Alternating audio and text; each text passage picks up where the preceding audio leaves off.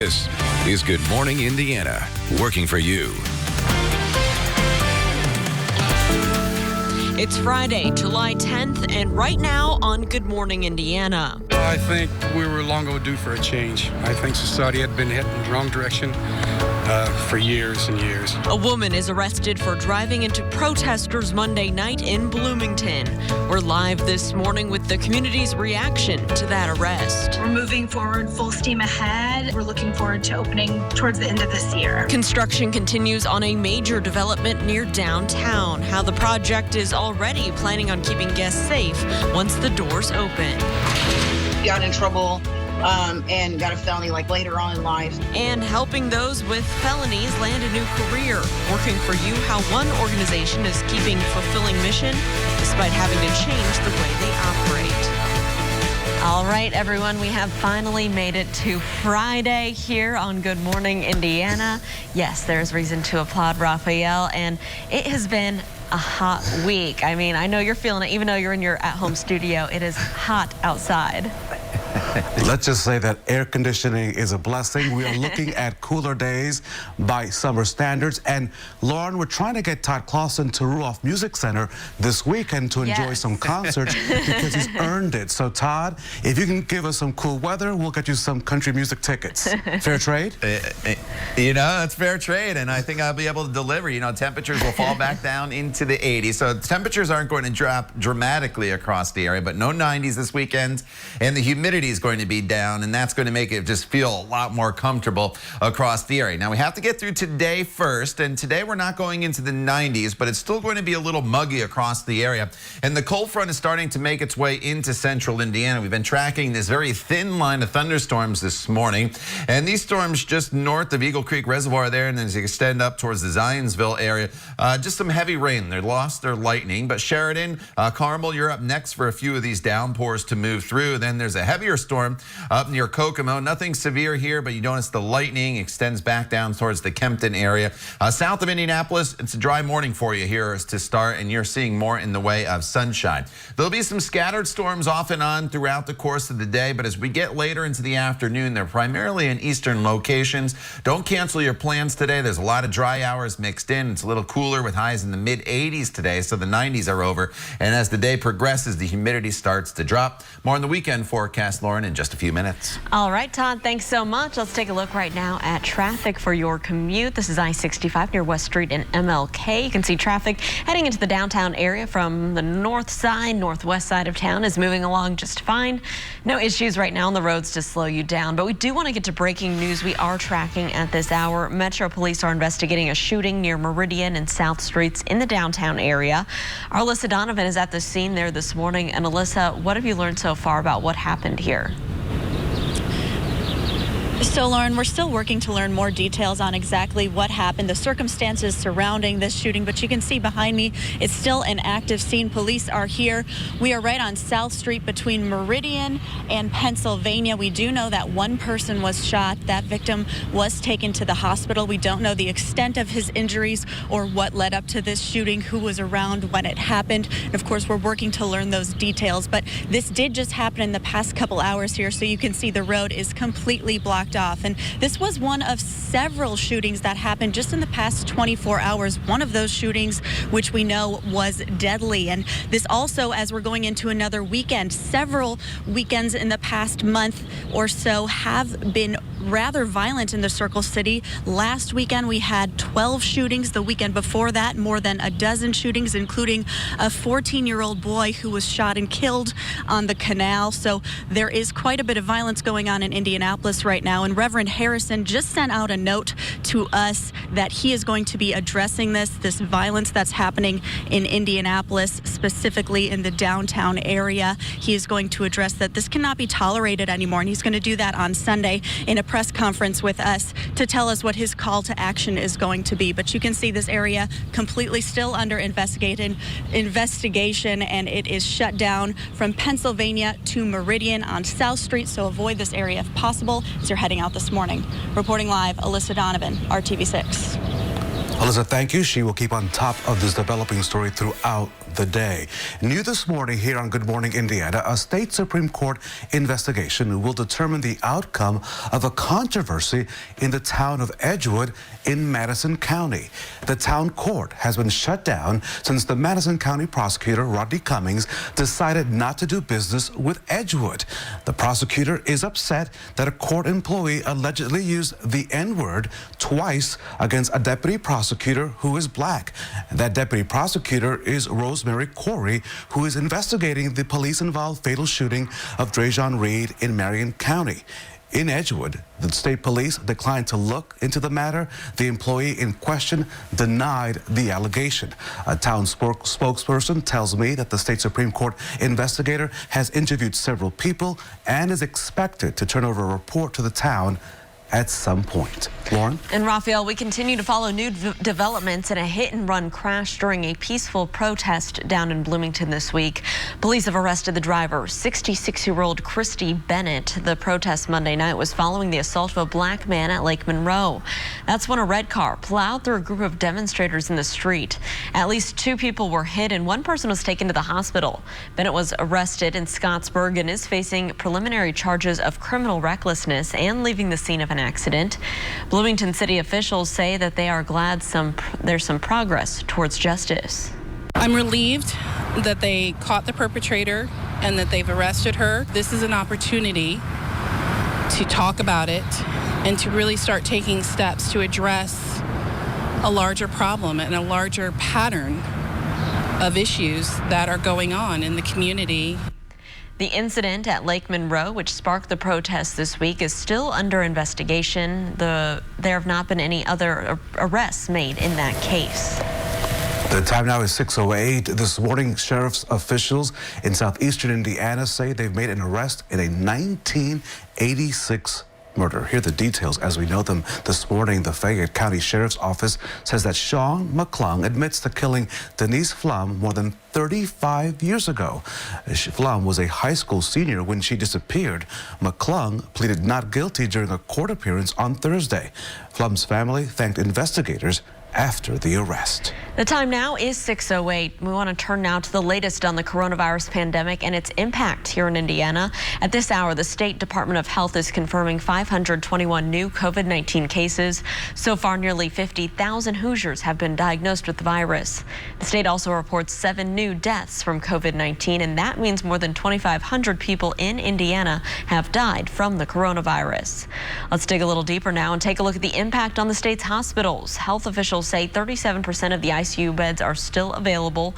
This morning, coronavirus patients are using up about 10% of the ICU beds, and almost 84% of the state's ventilators are still available.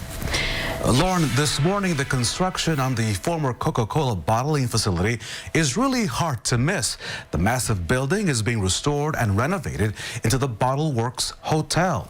Now, despite the coronavirus pandemic, the general manager says they're going to be open by the end of the year with plans already to keep guests as safe and healthy as possible. Taking steps to make sure that we are able to do mobile check-in. We are utilizing a service called Alice. The guests can text the front desk if they need something, and then they can put it outside the door, and it's a no-contact solution. Along with the hotel opening, a food hall, a theater, retail, and office space are also planned at that site. The hotel is just the first phase of the $300 million Bottle Works District project. First, Ivy League schools announced they're postponing sports until the 2021 spring semester, and now Big Ten teams will only play conference games. The conference announced the decision as COVID-19 cases across the country rise. Conference leadership says the move gives flexibility for rescheduling and canceling games during the season. Summer athletic activities will continue to be voluntary, and student athletes who decide not to participate will not lose their scholarships. This morning, you can read the statements from IU and Purdue by downloading the RTV6 app. Well, the future of a $600 million project out in Hancock County could be decided next month. Walmart plans to build more than 2 million square foot facility at County Roads 500 North and 500 West outside of McCordsville. A final vote will follow a public hearing in August. If approved, the executive director of the Hancock County Economic Development Council tells RTV6 he expects 1,000 people to work at the distribution center when it initially opens. If all goes as planned, the facility will break ground in the fall. Finding a job with a felony is tough. The pandemic is making it tougher. New at 6:14, how one organization is fulfilling their mission despite unique circumstances created by the virus. But first, let's check your forecast on this Friday with our Todd Clausen. Good morning, TK. Raphael, good morning to you. Good morning, everybody. Some of you have been dealing with some thunderstorms throughout the course of the overnight hours. Those storms starting to weaken as they make their way north of Indianapolis. There's still a pretty good cell up near the Kokomo area, but this is a cold front that's coming through, and it's going to represent a change in our forecast as we head into the weekend. Gone will be the heat and the humidity. We'll talk more about that change coming up when Good Morning Indiana continues. The time now is 6:11.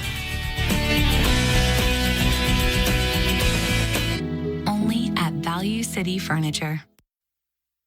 Welcome back. COVID-19 has made it difficult for many Hoosiers who may have lost their job during the pandemic. Add felony to your resume and re-entering the workforce, Raphael, can feel impossible. So the group of Public Advocates in Community Reentry, otherwise known as PACE, Lauren, they're hoping to make a major difference in our city. Yeah, and our RTV6's own Amanda Starantino shows us what they're doing to get those ex-offenders back into the workforce. Got in trouble and got a felony like later on in life. Since then, gotten things together. I've been in a recovery program. I've been referred, to PACE since then. It's just getting your life back on track from stumbling and going through some things. Melissa Sims was furloughed from her laundry attendant job at a downtown hotel when the pandemic hit. That is also right when she was referred to PACE. And this has been the only outreach of comfort of any kind of way that I have been able to get, knowing that, okay, yes, these people care. Advancing Your Career, or AYC, at PACE is the first step in the organization's pre-employment program. Behind those calls are Yvonne Smith, the Director of Employment Services. The people that we serve are always the underdogs. They're the ones that's always underserved. And we know this. Yvonne works with clients like Sims on career skills from presentation to hard and soft skills, employment barriers, job search techniques, job applications, resume building, interviewing tips, federal bonding, and how to keep a job once it's obtained. The services we offer, our clients don't get anywhere else, like food, like being able to access a computer, get help with a resume, get a job, go into a safe space that if they want to take a nap, if they want to just watch TV and not be threatened by using, we have those spaces available. That's who we are. That's what we do. PACE never closed their doors during the pandemic, but they did adjust to a virtual service format, which has made their tools more accessible to their clients. We're still doing what we've always done. It's just that now we've taken a little bit of the lemon and made PACE lemonade. Being virtual may actually be a benefit to us in the future. Being able to do this when people don't have transportation to get to us, maybe we can set up Zoom or Teams and still do some of the workshops and things that we offer. Levels of unemployment is highest with the first 2 years of release. Getting Hoosiers to re-enter the workforce after incarceration is one of the most important services PACE offers, which PACE's employer retention coach, Fred Briggerman, says is a win-win for their clients and the Indianapolis community. If you looked at what they call the recidivism rate, where people have been incarcerated, come out, and then get reincarcerated, I think for Marion County in the last couple of years, it's been around 35-40%. If they go through the PACE program, if we can get them placed with a job, we can reduce that recidivism rate to less than 5%. Getting these Hoosiers like Sims hired will help the community as a whole rebound into our new normal. Accessing this type of it, a lot of people don't know about anything that's out there. And they are able to connect us with the people that are there. Without them, I'm telling you, I don't know. I really don't know where I'd be right now. Well, PACE is asking for monetary donations to help with access to computers to continue their virtual services. They also need donations for transportation and work essential for their clients. Employers wanting to work with the justice-involved community and want to partner with PACE, you're asked to reach out to that organization. The time right now is 6:17. Let's change gears now to our forecast. And Todd, what can we expect as we head into our Friday? You know, today's kind of that day where we transition from what has been a very hot and humid weather pattern with those pop-up storms to more of a seasonable weather pattern as a cold front works its way through the area. And you'll notice throughout the day today that humidity is going to start to drop. Here's a look from downtown to the north right now. And we have been tracking a few isolated thunderstorms in northern locations. And that's why in this direction you see more clouds. To the south, the sun is shining as we start off our Friday. I'll give you a different view coming up in just a little bit on my next weather hit. Here's the storms, though, or what's left of them. They've been weakening quite a bit now over the last half hour or so. Still a little bit of lightning just north of Kokomo there as you go off the bypass to US 31 into Miami County with some heavy rainfall, but that'll be off to the east of 31 very soon. And then as we slide a little further to the south, just a few lingering light showers as you make your way now into Hamilton County, Sheridan, down into the Carmel area. Those coming out of Westfield and Zionsville. And you notice the heaviest of the rain in that spin is to our north. And you also notice the clearer skies south of Interstate 70 this morning. As we work our way throughout the day today, there will be some spotty storms around, especially the further east you are. And that's solely based upon the timing of the cold front as it's making its way across the state. By the time we get to 11 a.m., the cold front is going to kind of be in that position that I just drew on your screen. And that's as we get into the peak heating of the day. And that's the better potential for some of these storms just to form. And notice how the storms become a little stronger as they push off into Ohio. So the further east you are today, a little better chance of storms. The further west you are, you're almost pretty much done with your storm threat, I would say, in Crawfordsville as well as Terre Haute. And then a few showers in those eastern locations, again, could linger into the evening. But for most of us, the evening is going to actually be pretty comfortable as the humidity starts to drop. 70s right now, anywhere you go. It's still very muggy as you walk out the door. But again, as the day progresses, the dew point temperatures are going to drop and it'll become more comfortable as the day goes on. The other thing you'll notice is unlike this week when we've been almost into the upper 80s and 90s every single day by the noon hour, it's going to be a little bit cooler, 78 by the noon hour. And then as we get into more in the way of sunshine later on this afternoon, high temperatures will be in the low to mid 80s. There are those dew point temperatures dropping almost 10 degrees throughout the day. So going from uncomfortable at 72 to pretty comfortable this evening at 62 degrees. And then for the weekend, a couple storms possible tomorrow afternoon. And then again on Sunday, but they're pretty hit or miss. Over the weekend, the humidity will be dropping. The high of 85 is where we should be this time of year. So it becomes fairly seasonable for us temperature-wise. And then as we work our way into Monday, it's absolutely terrific. But then here come the 90s once again. Starting Tuesday, Lauren, we start another heat wave that'll eventually bring highs by Thursday and Friday into the mid to upper 90s. A swimming pool is a welcome break from the heat on a hot Indiana day, especially after hearing Todd's upcoming forecast. New at 6:27, while your search to buy a pool likely to end in a flop. We got to hear this story. Lauren? Well, Raphael, a trip around the lazy river at Holiday World and Splash and Safari can also provide a nice break from the heat. So this morning you can cool off, and it's all thanks to Good Morning Indiana. Listen up. Right now is your chance to win a pair of ticket vouchers to the parks. All you have to do is be the sixth caller right now. The number is on your screen, 317-269-1459. Good luck to you. We'll be back with more news just after the break. Stick around.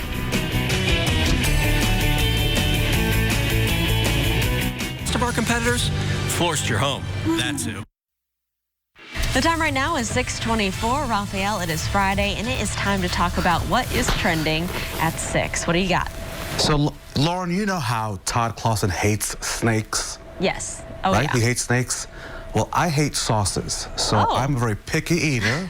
So now you know. Yeah. So when I read the story, I got a cringing feeling because I thought, what? Check this out. So chocolate, vanilla, strawberry. I'm cool with that. but not the ketchup. Sorry. Your Neapolitan treat could get a new twist if you are brave enough. I'm not. Heinz launched the do-it-yourself ice cream kits in Britain this month. The condiment-flavored cold treats coincide with National Ice Cream Month in the UK. The flavor options include ketchup, nope, mayonnaise, nope, barbecue sauce, nope, and salad cream, nope. I'm just gonna stick with the original flavors. Yes. Is that okay with you? Yeah, and I like sauces, but not in my ice cream, so I agree. That doesn't sound very good to me. Okay. No, sorry. Well, that was from Britain, and this is from France. The spire on the Notre Dame Cathedral, Raphael, which you remember was damaged in that fire back in April of 2019. It's going to be restored to its original Gothic design. The announcement puts to rest any speculation about a contemporary update to this historic landmark. President Emmanuel Macron says he wants the restoration work complete by 2024. That's when Paris is set to host the Olympics. So we've been traveling the world this morning. Let's come back to the great USA. A good morning to Amanda Sura. Amanda is our hometown hero here in Central Indiana. She's the 107th person, Lauren, that we highlight, and the first social worker that we get to say thank you for everything that you do. And a big shout out to her and all social workers giving their personal best during the pandemic. The time now is 6:26. Time to check in with our very own Todd Clausen. Good morning, TK.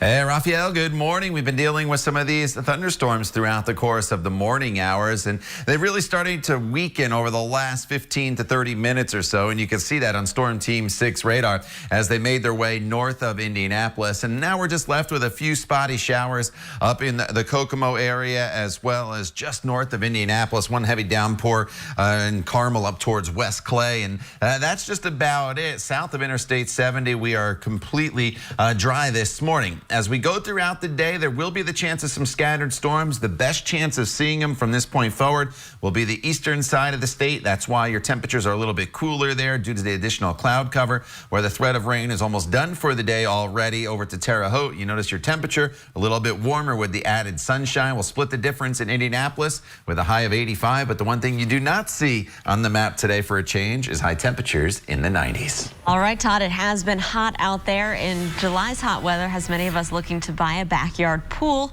Unfortunately, that might not be so easy. Working for you, John Matarese shows us why pools are suddenly in short supply, so you don't waste your money.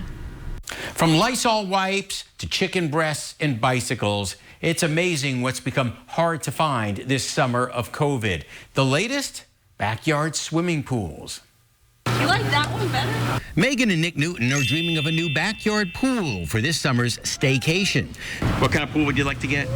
A big one. Nice big one. But finding a pool is as tough as finding an affordable bicycle right now. Good luck getting one at your local Walmart store. None of them, they're all sold out, yeah. Aaron Johnson just wanted a $100 inflatable pool, but he says prices on eBay are insane. What'd you see on eBay? $1,300 to $1,500, $1,600. Well, that's ridiculous, you know? I mean, the pool's not a necessity, but it's still price gouging. For pool stores, it's a double-edged sword. They're seeing some of their best sales in years, but at the same time, they're having to tell customers that the pool they want may not be in for several weeks or months. A lot of the factories around the country, they were shut down for 2 months, maybe 3 months. And with demand going up and no product coming, it caused some major delays. General Manager Johnny Price says many of his pools are now on back order, but he says they can still get some of them in during the next few weeks. We're really fortunate to have pools coming in that we can still get people for the summer. Another option, Aaron Johnson ordered one directly from the manufacturer, Intex, but even those are selling out. Everybody's doing their vacation at home, so everybody needs a pool. Just like with the bicycle shortage, you may have to pay more than you budgeted for this year, or check Facebook and Craigslist for used pools so you don't waste your money. I'm John Matarese. Good morning, Indiana. This is Good Morning Indiana, working for you. Now on Good Morning Indiana on this Friday morning, here's a look at your 6:30 news feed. A man is in the hospital after a shooting on the west side. This happened around 1 o'clock this morning on Mission Drive near 38th Street and High School Road. The victim told police someone knocked on his door, and when he answered, he was shot. He is listed in serious condition. The state police say multiple people are dead after a crash on I-70. This happening yesterday evening. Police say a truck failed to slow down near a traffic near traffic in a construction zone in Cambridge City and crashed into the back of that vehicle. The vehicle was pushed into the back of another semi and caught on fire. Someone was able to pull the driver out, but none of the passengers. Police have not confirmed the number of people killed.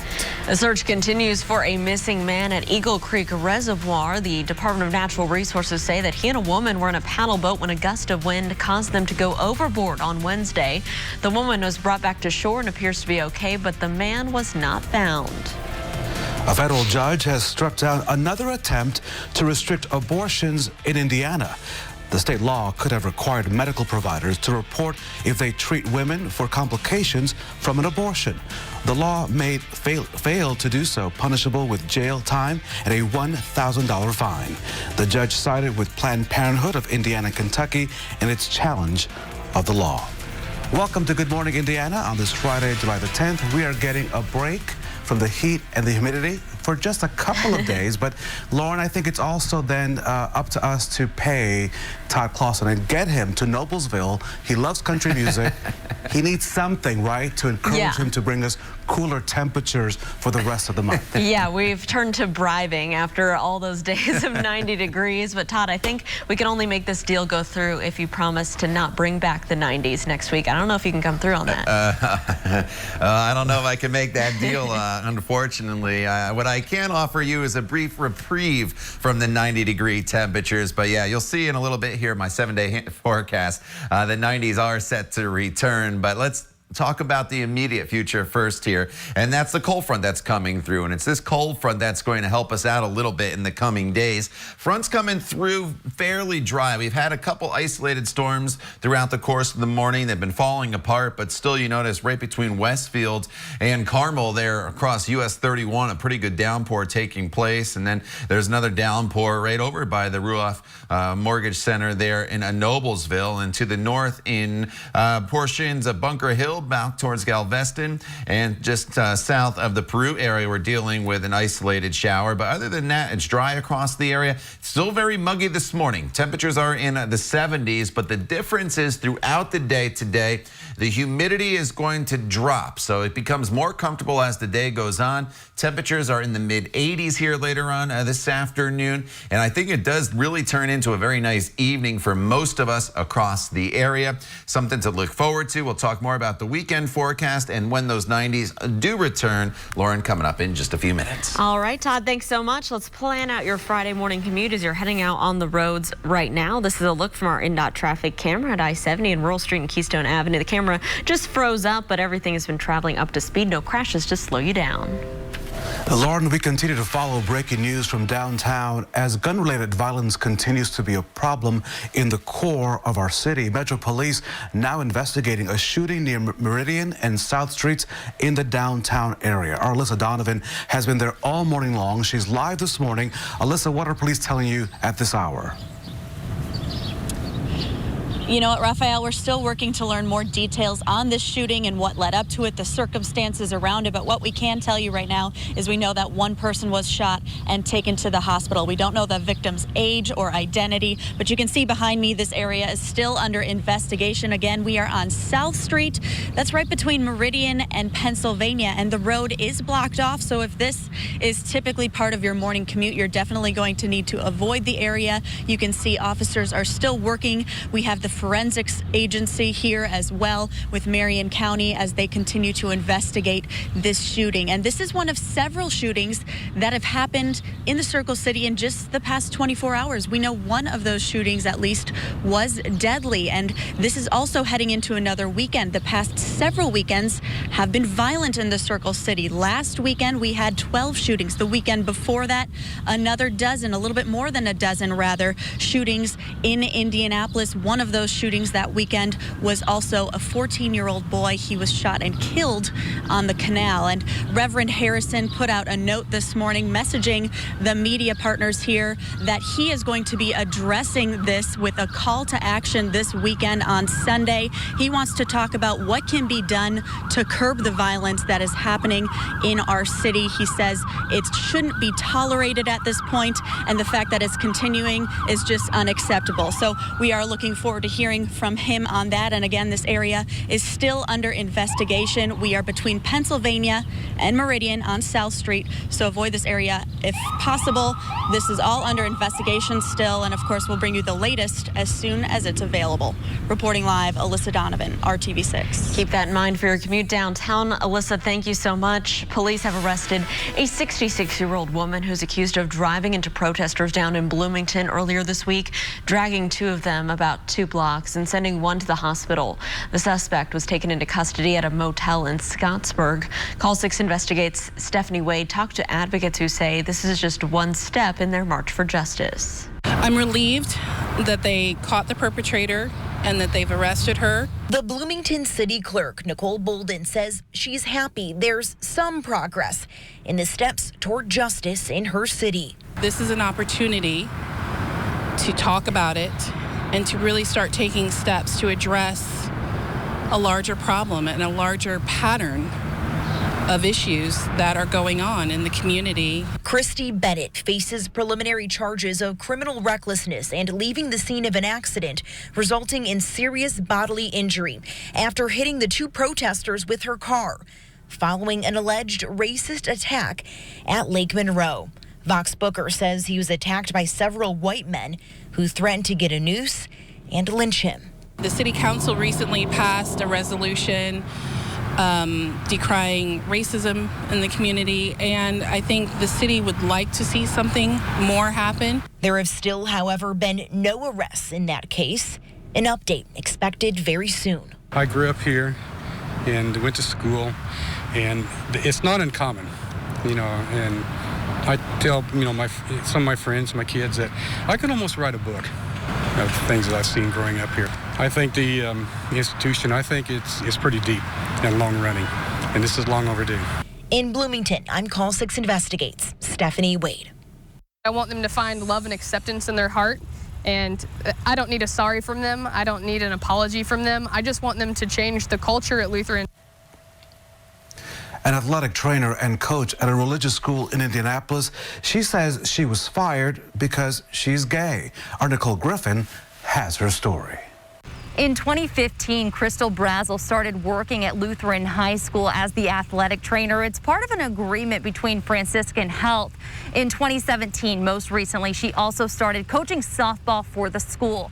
But in February, all of that came to an end. I think they really decided to make an example of me, and it breaks my heart because I know what I poured into that school. When Crystal Brazel started as the athletic trainer at Lutheran High School, I was diagnosing injuries on a folding table in a hallway. She started collecting donations because she says the student athletes deserved more, eventually creating this athletic training room. And I remember going to school thinking, I don't ever want to be a high school athletic trainer. That's why I got my master's. And then life happened, and I started at Lutheran just helping out. And I realized this is really God's calling for me, was to have an impact on these people's lives and maybe be their first real gay Christian that they had an interaction with. But in February, she says she was called into a meeting with the athletic director and head of school and asked to read a handbook that she says stated homosexuality is a sin. She says she was then asked to sign saying she could follow it, which she could not. Crystal is engaged to be married on July 18th to her fiance, Samantha.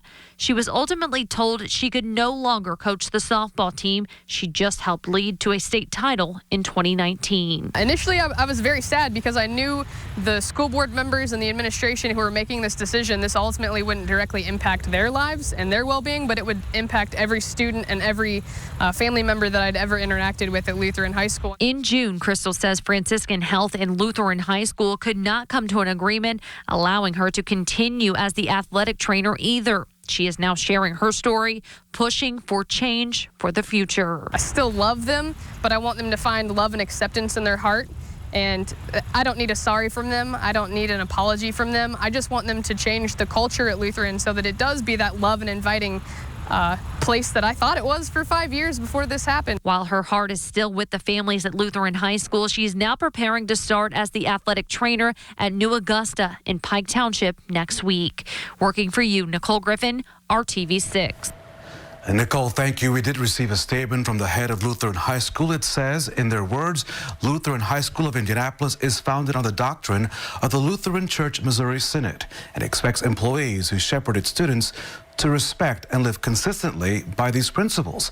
The school's mission is to prepare young adults for a Christian life in a Christ-centered environment. Lutheran High School of Indianapolis needs leaders of its students committed to these values.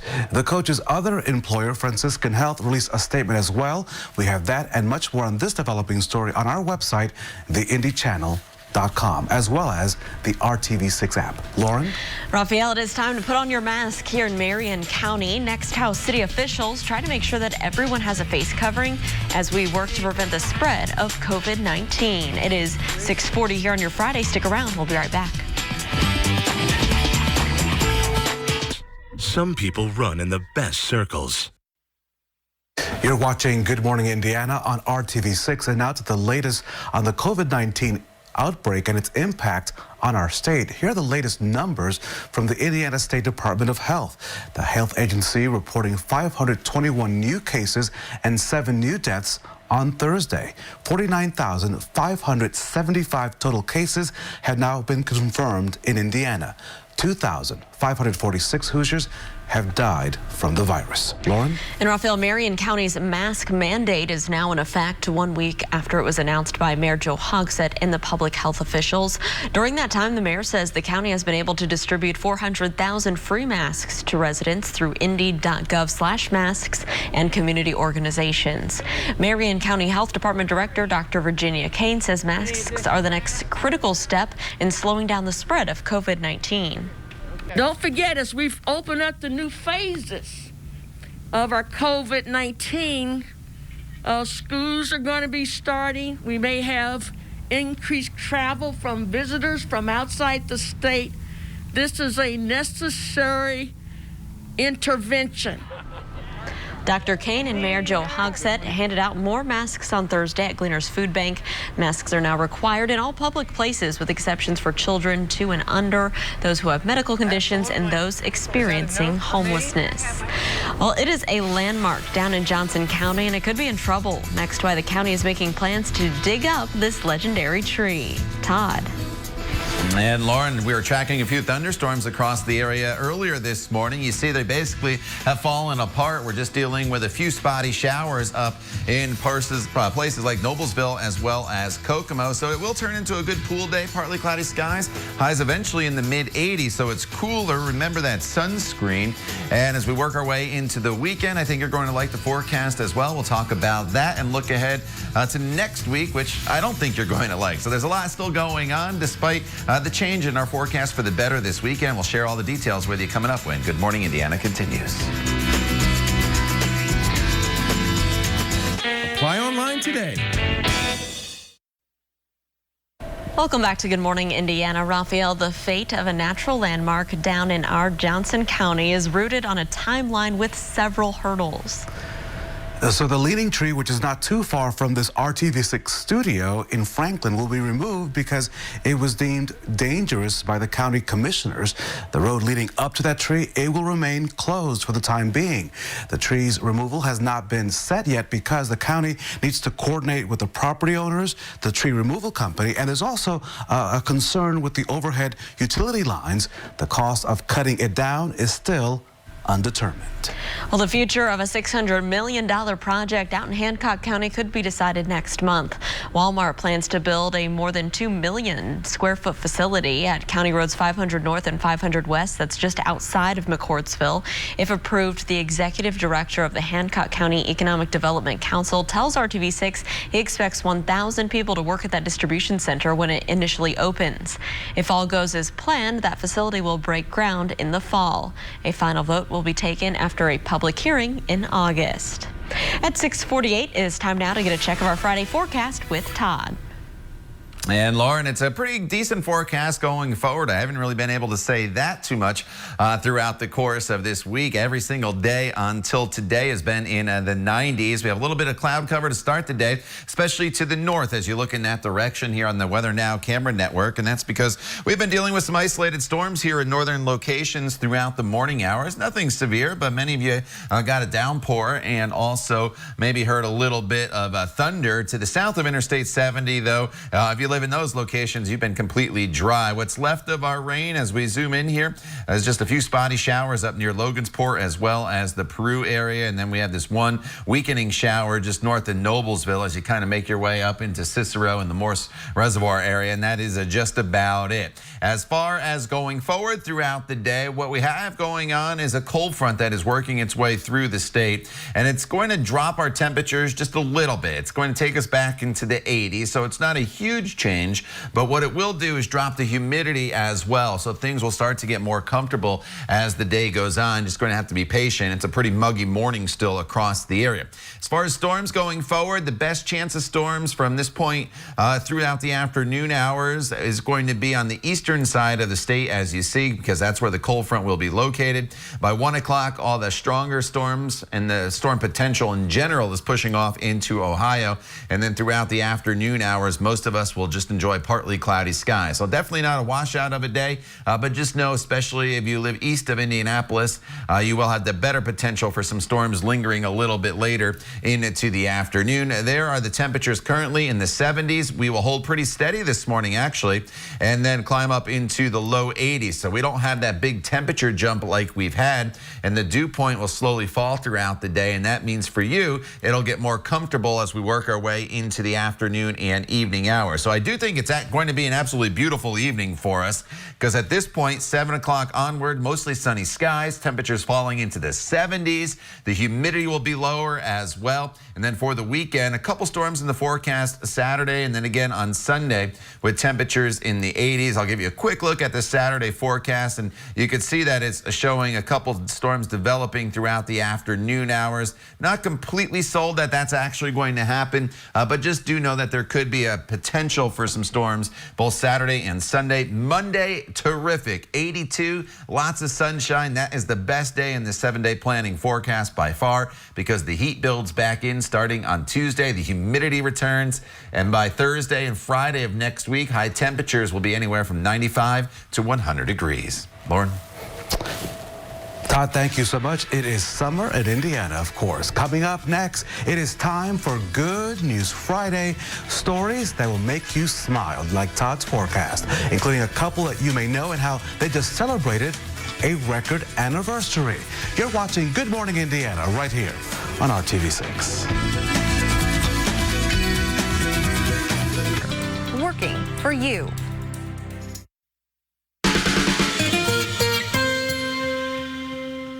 Well, Raphael, the work week is almost over, and that means it's time for our favorite segment, Good News Friday.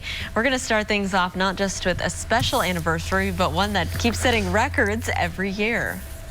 Now, you know Beyonce is my friend, so when I saw this story, I thought, oh, we're going to talk about Beyonce, because we want to wish a happy anniversary to the Carters, not my friend Beyonce and Jay-Z, but of course Jimmy and Rosalynn. Of course. This week, the former president and first lady celebrated their 74th wedding anniversary. They have been married longer than any other presidential couple. They got married back in 1946. The former president says, smart thing to say, Mr. President, that marrying Rosalynn is the best thing he ever did. Oh, very sweet. Congratulations to them. Last week on Good News Friday, we told you that this was coming, and now it is finally here. On Thursday, the city of Carmel released its latest sculptures honoring legendary Hoosier songwriter and composer Hoagy Carmichael. One of them resembles an old wind-up Victrola record player from the early 20th century, and a larger sculpture located in the roundabout depicts Carmichael's legendary song Stardust. It remains one of the most recorded songs in music history. And tonight, a series of live drive-in concerts will kick off in Noblesville. Ruoff Music Center is hosting the shows, which begin tonight. The big headliner is Brad Paisley on Sunday. The artist will perform on a stage in the parking lot, and fans will watch from their cars or parking spots, which are widened to accommodate tailgating. Tickets are still available. More information right now on theindychannel.com. And Lauren, I have my money. Do you have your money to send Todd Clausen to his favorite music concert series of the summer? Yes. Yeah, I can Venmo that to you after the show, Raphael.